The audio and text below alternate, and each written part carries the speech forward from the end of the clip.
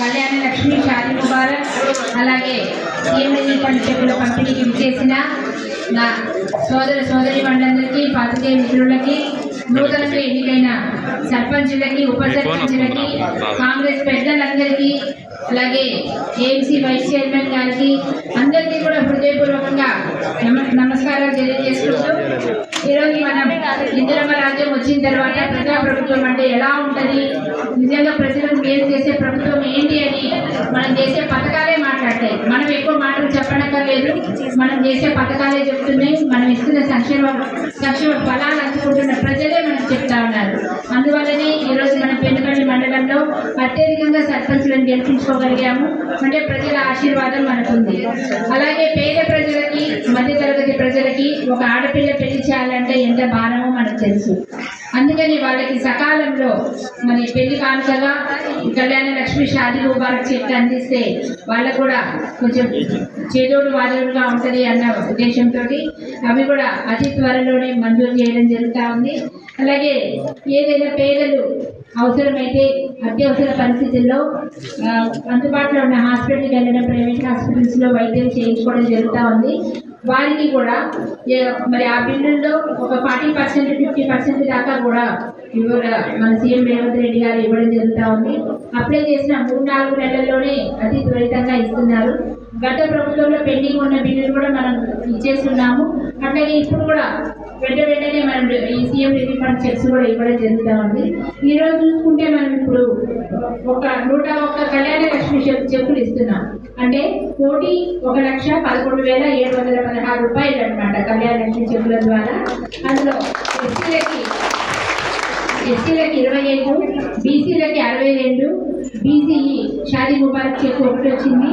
EBC వాళ్ళకి 13 చెక్కులు, total 101 చెక్కులు. అలాగే సీఎం రిలీఫ్ ఫండ్ చెక్స్ 38 మందికి శాంక్షన్ చేయడం జరిగింది. ఇందులో 11,51,500 రూపాయలు. అంటే టోటల్గా ఇవాళ మనము 1,12,63,000 రూపాయలు ఇవాళ మనము చెక్కుల రూపాయలు పంపిణీ చేస్తున్నాం. ఇంతగా మనకు ఆదుకుంటున్న సీఎం రేవంత్ రెడ్డి గారికి, మన మంత్రివర్గానికి అందరికీ కూడా హృదయపూర్వకంగా ధన్యవాదాలు తెలియజేసుకుంటూ మరి ఈరోజు ఏదైతే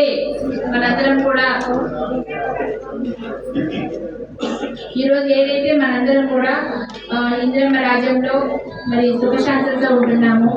ఏ విధంగా అయితే అందరికీ ఇందిరమ్మ ఇల్లు వస్తున్నాయి, అడిగిన వాళ్ళందరికీ రేషన్ కార్డులు వచ్చినాయి, సన్నబియ్యం పథకం వస్తుంది, అలాగే గృహజ్యోతి కింద 200 యూనిట్ల వరకు కరెంటు ఫ్రీ వస్తుంది. ఇలా ప్రతి ఒక్కటి వస్తూ ఉన్నాయి. అందుకని మీరందరూ కూడా చాలా మంచిగా ఆశీర్వదించారు. ఇదే విధంగా మనకి ఎంపీటీసీ జెడ్పీటీసీ ఎన్నికలు కూడా వస్తాయి త్వరలోనే. మీరు ఎవరైతే మన కోసం పనిచేస్తున్నారు అనేది మీరు గమనించుకొని వారికే ప్రత్యేకంగా మీరు ఆశీర్వాదాలు అందజేసి మద్దతు ఇచ్చి మన సర్పంచ్ ఎలక్షన్లలో ఏ విధంగా అయితే ఇచ్చారో అదే విధంగా మీరు ఎంపీటీసీ జెడ్పీటీసీలో కూడా గెలిపించుకుంటే రాబోయే ప్రతి పథకం కూడా, ప్రతి రూపాయి కూడా మీకు అందరికీ కూడా అర్హులైన వాళ్ళకి వస్తుందని, అలాగే కొత్త పెన్షన్స్ రాబోతున్నాయి. ఇందిరమ్మ ఇల్లు మళ్ళీ 2వ విడత ఏప్రిల్లో రాబోతుంది.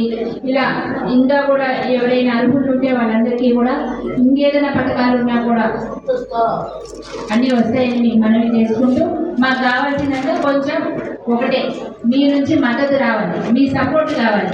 మీ సపోర్ట్ ఇచ్చి మమ్మల్ని గెలిపించుకుంటే ఇంకా రాబోయే కాలంలో ఇంకా ఉత్సాహంగా పనిచేయడానికి ఉంటుంది. తర్వాత ముఖ్యమైన విషయం ఏంటంటే అందరినీ చెప్తా ఉన్నాను, ఈజీఎస్ కింద మన ఉపాధి హామీ పని పథకం ప్రవేశపెట్టిందే కాంగ్రెస్ ప్రభుత్వం. మన సోనియా గాంధీ గారి ఆలోచనలతో మన పిఎంగా మన మన్మోహన్ సింగ్ గారు ఉన్నప్పుడు స్టార్ట్ చేశారు.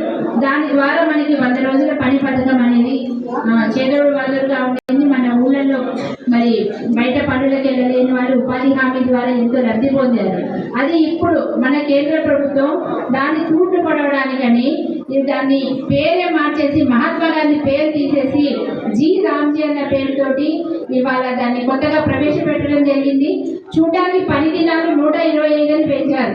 అది కల్లిపోలి కబుర్లు అనమాట. మరి అంతకుముందు కేంద్ర ప్రభుత్వం నుంచి మొత్తం 100 రూపాయలు అంటే 100 రూపాయలు కూడా కేంద్ర ప్రభుత్వం ఇచ్చేది. ఇప్పుడు అట్లా కాకుండా వాళ్ళు మేము 60 రూపాయలే ఇస్తాము, మిగతా 40 రూపాయలు స్టేట్ గవర్నమెంట్ ఇవ్వాలి అని ఒక కొత్త కండిషన్ పెట్టారు. అలాగే అంటే వాళ్ళు ఇచ్చేది 75 రోజులకే ఇస్తారు. మరి చూడడానికేమో 125 రోజులకు పెంచామంటున్నారు, కానీ ఇచ్చేదేమో 75 రోజులకే. మిగతావి రాష్ట్ర ప్రభుత్వం పెట్టాలన్న నిబంధన పెట్టారు. ఒకవేళ రాష్ట్ర ప్రభుత్వం డబ్బులు లేక ఇవ్వలేకపోతే మొదటికే వాళ్ళు మనకు పనులు ఆపేస్తున్నారు. అది ఎంతో అన్యాయం, ఎంతో దుర్మార్గమైన చర్య. దీన్ని మేము తీవ్రంగా ఖండిస్తున్నాం. అంతేకాకుండా మన పంచాయతీ తీర్మానం చేసుకొని అక్కడ లోకల్గా ఏ పనులు అవసరం ఉంటే ఆ పనులు ఇంతకుముందు తీర్మానం చేసి చేయించుకునే మనం. అలాంటిది ఇప్పుడు అట్లా కాకుండా కేంద్ర ప్రభుత్వం నిర్ణయిస్తారట, 3 నుంచి 4 పనులే ఇస్తారు. ఆ ఊళ్ళో అవసరం ఉన్నాయో లేవో మనకు తెలియదు, ఆ పనులు మాత్రమే చేయాలి. అలాగే ఎక్కడంటే అక్కడ పోయి చేయాలి. అంటే మనలని ఒక కూలీలుగా, తక్కువ ధరకి కూలీలుగా వాళ్ళు మార్చే ప్రయత్నంలో ఉన్నారు. దీన్ని మనందరం కూడా తీవ్రంగా ఖండించి ఈరోజు మళ్ళీ మహాత్మా గాంధీ పేరుని, మళ్ళీ ఈజే స్కీమ్ కి మహాత్మా గాంధీ పేరు పెట్టాలని మనందరం కూడా తీర్మానాలు చేయాలని ఈరోజు మీ అందరూ ప్రతి ఒక్కరు కూడా సంతకం చేయాలి. అలాగే మళ్ళీ కూడా అంతకుముందు ఏ విధంగా ఉందో పంచాయతీల పరిధిలోనే ఉండాలి ఈజేస్ పనులు కూడా. ఈ విధంగా మీరు అందరూ కనుక సంతకాలు చేసిస్తే, మనం కనుక కేంద్రానికి పంపిస్తే వాళ్ళు ఇంతకుముందు ఎలా ఉపాధి హామీ పథకం ఉందో అదే విధంగా పునరుద్ధరిస్తారని, కేంద్ర ప్రభుత్వం నుంచే నిధులు రావాలని మనం అందరూ కూడా ఉద్యమిద్దాము. మీ అందరి సపోర్ట్ కూడా మాకు ఈరోజు కావాలని మనస్ఫూర్తిగా కోరుకుంటూ, 26వ తారీఖు రిపబ్లిక్ డే వస్తుంది. జెండా పండుగ కోసం కూడా అందరూ ప్రతి ఒక్క ఇంటి మీద కూడా మన జెండా ఎగరాలి. మరి ఇంత స్వేచ్ఛ స్వాతంత్రంగా ఉన్నామంటే మనకి స్వాతంత్రం వచ్చినందుకే. దానికోసం మన పెద్దలు చేసిన కష్టము, చేసిన త్యాగాలన్నీ మనం స్మరించుకుంటూ ప్రతి ఒక్కరి ఇంటి మీద కూడా మన జెండా ఎగరాలని మనస్ఫూర్తిగా కోరుకుంటున్నాను. Thank you.